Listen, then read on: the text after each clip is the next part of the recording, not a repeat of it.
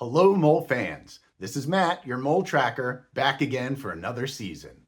We've waited nearly 2 years for new episodes of The Mole on Netflix, and season 2 is finally here.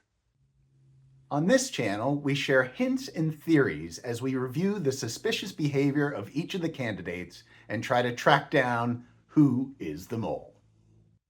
In today's video, we'll take a look at the actions of each of the 8 remaining contestants following episode 5 of season 2 and rank them in order of most likely mole suspects.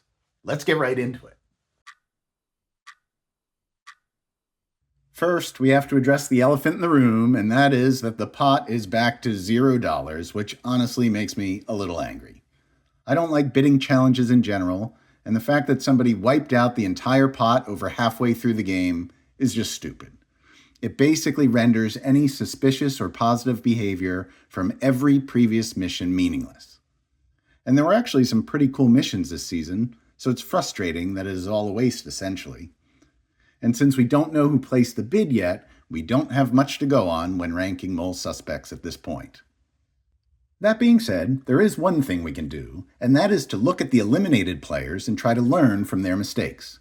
This chart shows the suspects of each of the eliminated players, assuming we take the edited footage at face value. As we talked about last season, the producers will do some creative editing to try to mislead the viewers, or at least try not to reveal too much. But if we take the contestants at their word, we see some patterns emerge. Jennifer and Andy were both suspicious of Tony, who we know is not the mole, which likely contributed to their departures. Of the remaining players, Michael and Niche were mentioned most often as suspects by the eliminated candidates. So with that information in our back pocket, let's get to the rankings. I've separated the candidates into 3 categories. The first category is unlikely moles, and coming in at number 8 on my list is Michael. The irony is that some of his actions have been pretty suspicious, and he was definitely higher on my list after the first couple of episodes.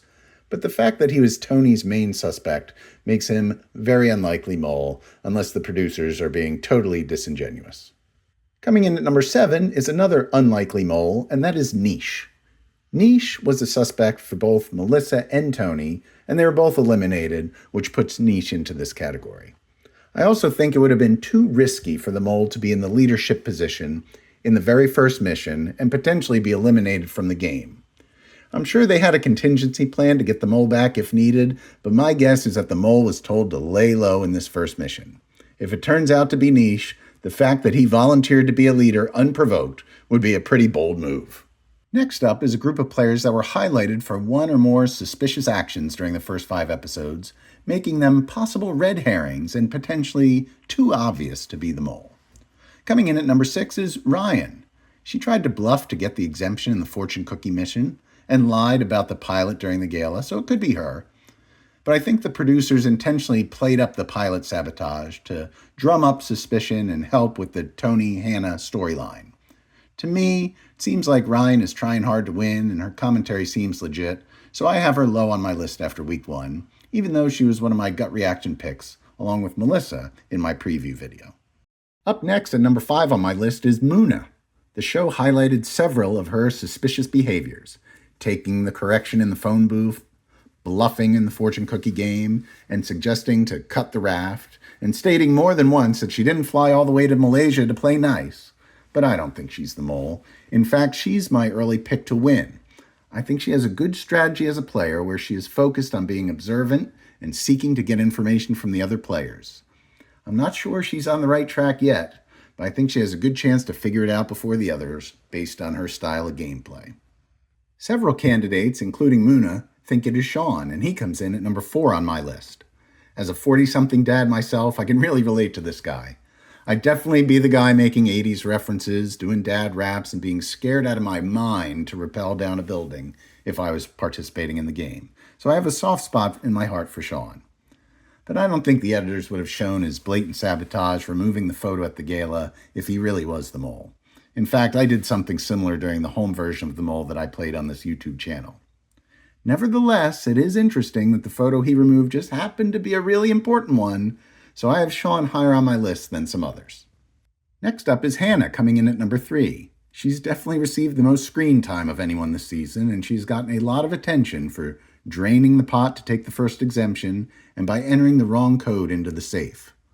Honestly, I don't think she's exhibiting mole behavior, but I wouldn't put it past Netflix to select her based partly on her sex appeal so that they would be guaranteed to have her on the screen all season. The next category is team players, but with a question mark. Are these actually team players? Last season, I ranked team players lower on my list because, in general, players that consistently add money to the pot during the missions aren't usually the mole. But with the pot at $0, that actually makes the team players seem extra suspicious to me this season.